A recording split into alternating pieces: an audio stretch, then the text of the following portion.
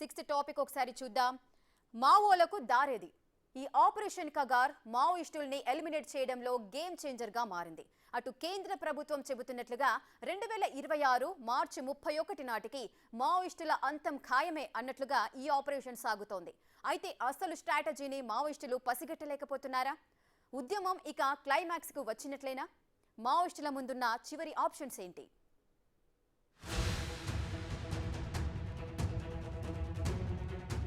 ఛత్తీస్గఢ్ ఎన్కౌంటర్లో నంబాల కేశవరావును భద్రతా దళాలు హతమార్చాయి. 1970ల నుంచి నక్సల్స్లో ఉన్న లీడర్ ఆయన. Guerrilla warfare specialist. గతంలో చాలాసార్లు బలగాలకు దొరికి తప్పించుకున్నాడు. కాకులు దూరని కారడవి అబూజ్మడ్ కేంద్రంగా పెద్ద పెద్ద స్కెచ్లే వేశారు మావోయిస్టులు. కానీ ఇప్పుడు కథ మొత్తం మారిపోతుంది. అబూజ్మడ్ అయినా కర్రెగుట్టలైనా మొత్తం ఖాళీ చేయిస్తున్నాయి బలగాలు. నిజానికి నంబాల కేశవరావు ఎన్కౌంటర్ వెనుక పెద్ద స్కెచ్చి నడిచిందంటున్నారు. అందరి ఫోకస్ను గత కొన్ని రోజుల నుంచి కర్రెగుట్టల వైపు చాకచక్యంగా మళ్లించారు. బ్లాక్ హిల్స్ ను బలగాలు నలువైపుల నుంచి చుట్టుముట్టాయి. హడావిడి నడిచింది. ఆ కర్రెగుట్టల ఆపరేషన్లో 54 మంది మావోయిస్టులను అరెస్టు చేశారు. ఎన్కౌంటర్ భయాలతో మరో 84 మంది మావోయిస్టులు లొంగిపోయారు.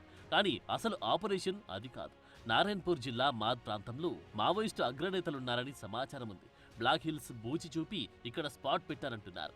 అందుకే అగ్రనేత కేశవరావు హతమయ్యాడని చెబుతున్నారు.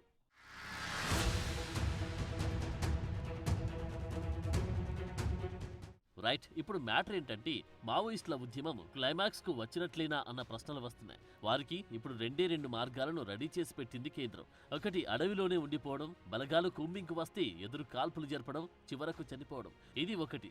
ఎందుకంటే కేంద్రం 2026 మార్చి 31 నాటికి ఆపరేషన్ కగార్తో మావోయిస్టులందరినీ అంతమొందిస్తామని పట్టుదలగా ఉంది. డెడ్ లైన్ కూడా పెట్టింది. సో మరొకటి, లొంగిపోయి జనజీవన స్రవంతులు కలిసిపోవాలి. శాంతి చర్చలు జరపాల్సిందే అని మావోయిస్టులకు మద్దతుగా పౌర సంఘాలు పట్టుబడుతున్నాయి.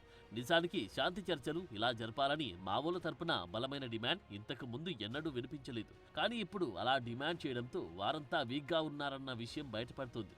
ఈ టైంలో కేంద్రం శాంతి చర్చలంటూ ఖచ్చితంగా వెనుకడుగైతే వేయదు. ఓ చేత్తో తుపాకీ, ఇంకో చేత్తో శాంతి చర్చలంటే కుదరదని కేంద్రం అంటుంది.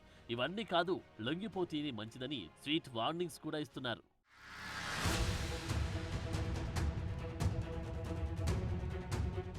సో ఫైనల్గా రెండు ఆప్షన్లు మావోయిస్టుల ముందే ఉన్నాయి. తుపాకీ పట్టిన వాళ్ళు ఆ తుపాకీ బలవడం, లేదంటే లొంగిపోవడం. నిజానికి ఏపీ తెలంగాణలో నక్సలిజం ఎక్కువగా ఉండేది. కానీ ఇక్కడ కూంబింగ్ పెరగడం, అడవులను జల్లెడ పట్టడంతో ఇక్కడి మావోయిస్టు నేతలంతా ఛత్తీస్గఢ్, దంతెవాడ, నారాయణపూర్, మహారాష్ట్ర, గచ్చిరోలి ఇలాంటి ప్రాంతాలకు తరలి వెళ్లారు. అక్కడే దట్టమైన అడవుల్లో ఉంటూ ఉద్యమాన్ని నడిపిస్తున్నారు. కానీ ఇప్పుడు ఆ తెలుగు మావోయిస్టు లీడర్లను ఒక్కొక్కరుగా హతమారుస్తున్నాయి భద్రతా బలగాలు. సో ఇప్పుడు ఎన్కౌంటర్లలో చనిపోయే కంటే అడవిని వదిలి జనం కోసం ప్రజాస్వామ్య పంతాలో పోరాటం చేస్తే ఏమవుతుందన్న ప్రశ్నలు కూడా వస్తున్నాయి. కానీ ఒక్కసారిగా ఉద్యమంలోకి వెళ్ళాక చావైనా బతుకైనా అదే ఉద్యమ పోరాటం అన్న అజెండా కొందరికి ఉంటుంది.